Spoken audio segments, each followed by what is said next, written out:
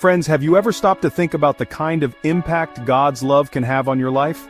It's a love that's unrelenting, unwavering, and unconditional. It's a love that pursues us relentlessly, a love that never gives up on us, no matter what we've done or how far we've strayed. When we truly grasp this love, when we open our hearts to the reality of God's love for us, it can transform us in ways we never thought possible. It can heal our deepest wounds, restore our brokenness, and fill us with a hope and joy that surpasses all understanding. You see, so many of us walk around carrying burdens of guilt, shame, and inadequacy. We feel like we're not good enough, like we're just not lovable.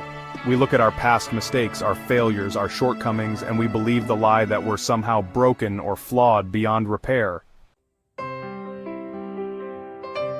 But let me tell you something, friends.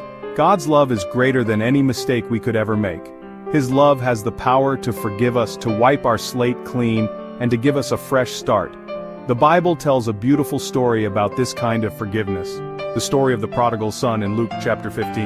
This young man, he takes his inheritance, essentially rejecting his father and his family, and he runs off to a distant land. He squanders everything on wild living, on things that ultimately left him empty and alone. And when he hits rock bottom, when he's lost everything and feels utterly hopeless, he remembers his father. He remembers the love and acceptance he once knew, and he decides to go back home, even if it means living as a servant. Now imagine the scene. This father, who had every right to be angry, to slam the door in his son's face, instead, he sees his son from a distance and he runs to him. Can you imagine the overwhelming love and compassion this father must have felt? He embraces his son, welcomes him back home without a single word of condemnation. This son, who had rejected his father, squandered his inheritance and made terrible choices, was forgiven, restored, and loved unconditionally. And friends, that's exactly what God's love does for us. It forgives us no matter what we've done, it restores us to a right relationship with Him, and it loves us with an everlasting love. But God's love doesn't stop at forgiveness. It also meets us in our pain, in our brokenness, and shows us compassion when we need it most. Think about the story of the Good Samaritan in Luke chapter 10. A man is traveling from Jerusalem to Jericho when he's attacked by robbers. They beat him, strip him of his clothing, and leave him for dead on the side of the road. Now, a priest and a Levite, both religious leaders, they come across this man, but they pass by on the other side of the road. They don't want to get involved. But then a Samaritan comes along. Now, in that culture, Samaritans were looked down upon, considered outsiders. Yet this Samaritan, he sees the man suffering, and his heart is filled with compassion. He stops to help, bandages his wounds, takes him to an inn, and pays for his care. This Samaritan, he didn't care about the man's background, his social standing, or the circumstances that led him to that point. He saw a human being in need, and he responded with love and compassion. And friends, that's exactly what God's love does for us. He sees us in our brokenness, in our pain, and He doesn't turn away. He doesn't pass judgment. He meets us where we are, binds up our wounds, and pours out His love and compassion on us. He's the God who heals the brokenhearted and binds up their wounds. Chapter 3. The Cross, a story of unconditional love. But the ultimate expression of God's love, the most powerful demonstration of His unwavering, unconditional love, is found in the sacrifice of His Son, Jesus Christ.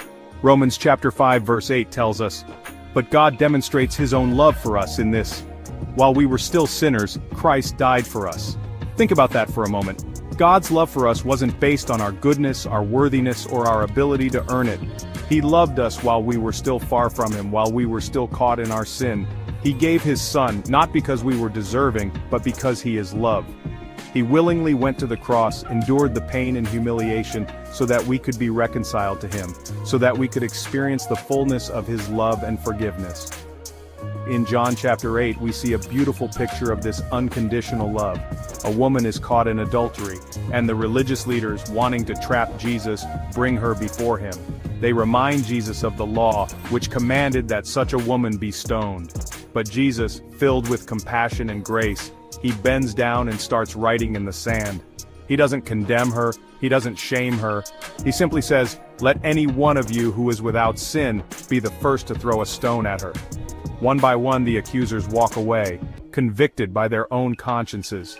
And Jesus, left alone with the woman, He looks at her with such love and says, neither do I condemn you. Go and sin no more. Friends, that's the kind of love God has for us. It's a love that doesn't hold our past against us, a love that doesn't keep a record of our wrongs. It's a love that forgives, that heals, that restores, and that empowers us to live a new life, free from the power of sin and shame. Outro: embracing God's transforming love. So let's recap these 3 powerful ways God's love transforms our lives.